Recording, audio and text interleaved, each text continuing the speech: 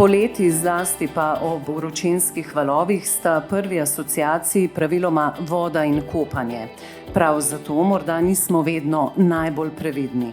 Da tega ne bi obžalovali oziroma da bi nam v spominu ostali izključno užitki in lepi trenutki, smo pred mikrofon povabili specialistko javnega zdravja, doktorico Matejo Rok Simon z Nacionalnega inštituta za javno zdravje. Dober dan. Dober dan. Te dni nas vsaj večino vleče v vodo, pa naj bo to morje, jezero, reka ali pa celo bazen. Vem, da za vse našteto veljajo neke posebnosti, ampak v splošnem, na kaj bi opozorili najprej? Vsekakor nas najbolj skrbijo utopitve otrok, tako da kadar smo z otroki v bližini vode ali v njej, je najbolj učinkovit ukrep za preprečevanje utopitev, da otroke ves čas pozorno opazujemo in nadzorujemo. Vendar pa pri majhnem otroku to še vedno ni dovolj, ves čas ga moramo imeti na dosegu rok. Zdaj tudi pri starejših otrocih ne smemo pozabiti in velja pravilo, naj v bazenu ali naravnih kopališčih starejši otrok plava le skupaj z odraslo osebo, čeprav zna plavati ali uporablja napihljive pripomočke za plavanje. Nekaj podobnega velja tudi za odrasle, da plavamo vedno skupaj s prijateljem ali z drugo odraslo osebo, ki nam lahko ob morebitnih težavah pomaga. Vemo namreč, da tudi dober plavalec lahko zaide v težave, zlasti če plava v neznanih vodah. Sami ste omenili otroke, pa bom nadaljevala z njimi. Se vam zdi, da se dovolj zavedamo, da je recimo za leto in pol starega otroka, recimo ali pa dvoletnika, ki v plitvini na primer pade, usodna lahko že zelo nizka voda, sploh če je nekoliko bolj valovita? Se bojim, da se verjetno starši tega ne zavedajo dovolj, tako da mi staršem vedno svetujemo, naj majhnega otroka ob vodi in v njej držijo za roko oziroma ga imajo na dosegu rok. To še posebej velja za naravne vodne površine. Na primer v morju, kot ste že omenili, nas lahko presenetijo valovi, v jezerih in ribnikih pa je voda ob obrežju plitva, potem pa se dno strmo spusti, zato lahko otrok hitro izgubi tla pod nogami in se utopi. Kaj je recimo obvezna oprema otroka oziroma kaj je prej ovira kot pomoč?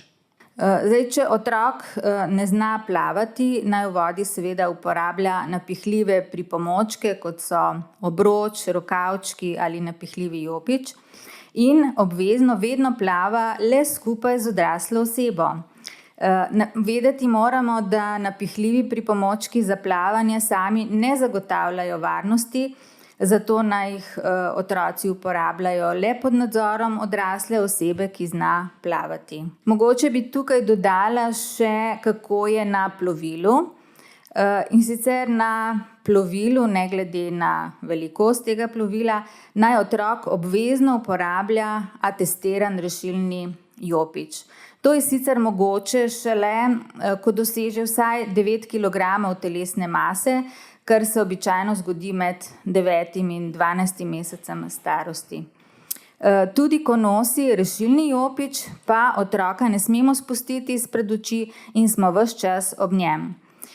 Pri tem bi še opozorila, da napihljivi pripomočki za plavanje niso varnostna oprema in ne morejo nadomestiti uporabe rešilnega jopiča.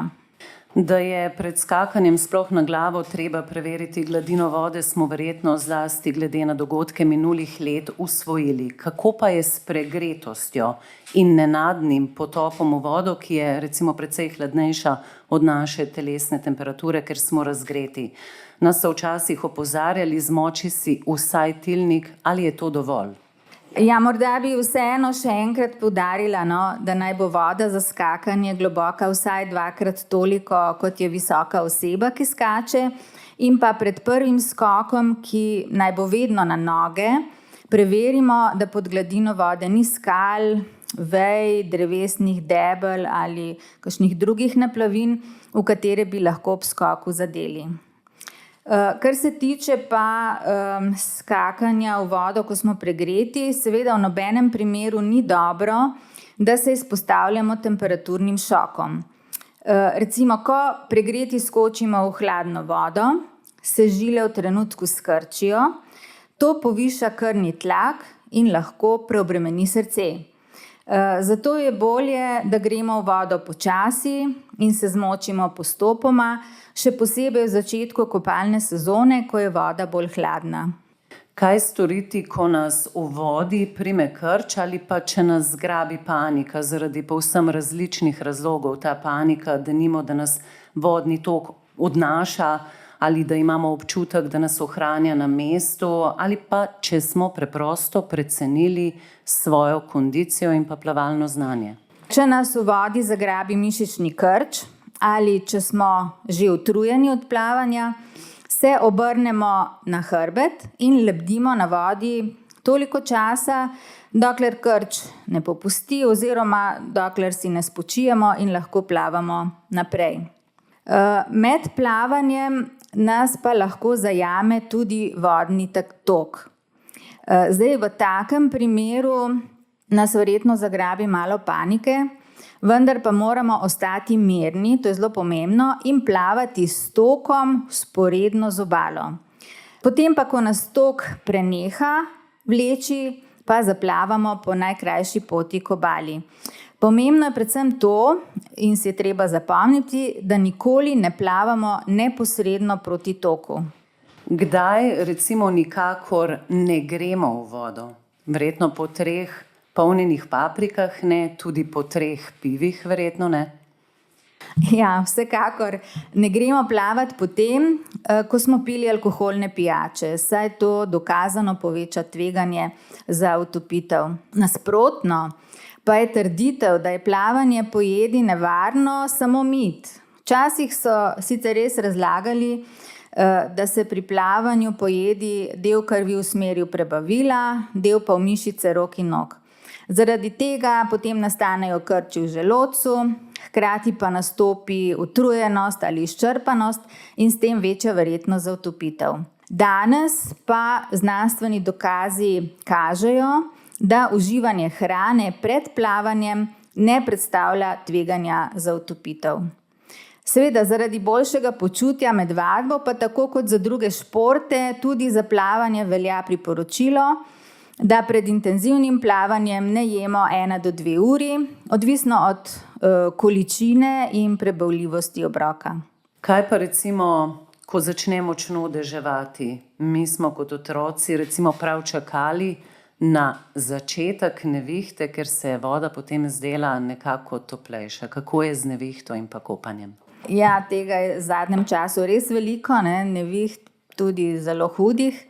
Tako da, če plavamo na prostem, tudi v domačem bazenu in začne deževati, moramo iti takoj iz vode, se od nje oddaljiti in pa poiskati moramo varno zavetje, najbolje v zidanem objektu ali v avtomobilu.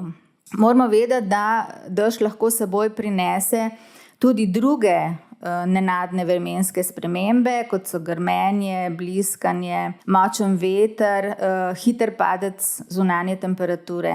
Če v vodo, v kateri plavamo, udari strela, nas res lahko hudo poškoduje ali celo ubije. Ob nezgodi lahko nekomu rešimo življenje le z znanjem prve pomoči, a redko pred dopustom to znanje obnovimo ali pa se z njim na novo opremimo. Kaj so, na primer, pravilna ravnanja, ko se nekdo utaplja oziroma česa absolutno ne storimo? Vsekakor velja, da se čim prej udeležimo ali pa obnovimo znanje na tečaju prve pomoči in temeljnih postopkov življenja, da bomo v primeru nezgode znali pomagati drugim. Zdaj, kar se tiče utopljencev, je pa tako. Osnovno pravilo je, da kadar se nekdo utaplja, ne skočimo kar takoj za njim v vodo. Če je utapljajoči blizu obale, ga skušamo najprej reševati s kopnega tako, da mu ponudimo palico, vejo, en konec obleke ali vržemo žogo ali kaj podobnega. Če to ni mogoče, Ali pa če ne znamo dobro plavati, pa čim prej pokličemo številko za klic v sili 112. V vodo pa skočimo za utapljajočim samo, če smo res dobri plavalci. Šele ko se utapljajoči utrudi, se mu približamo od zadaj, nikoli od spredaj, ker se nas utapljajoči lahko oklene tako močno, da nam onemogoči plavanje in nas lahko celo utopi. Zdaj, ko se ta utapljajoči utrudi, ga zagrabimo najbolje za obleko, za vratom in ga zvlečemo iz vode, tako da ima obraz obrnjen navzgor nad vodo in preverimo dihanje in bitje srca. Če je potrebno, začnemo takoj s temeljnimi postopki oživljanja in ne izgubljamo časa z odstranjevanjem vode iz pljuč. Tako da potem z oživljanjem nadaljujemo toliko časa, dokler ne pridejo reševalci.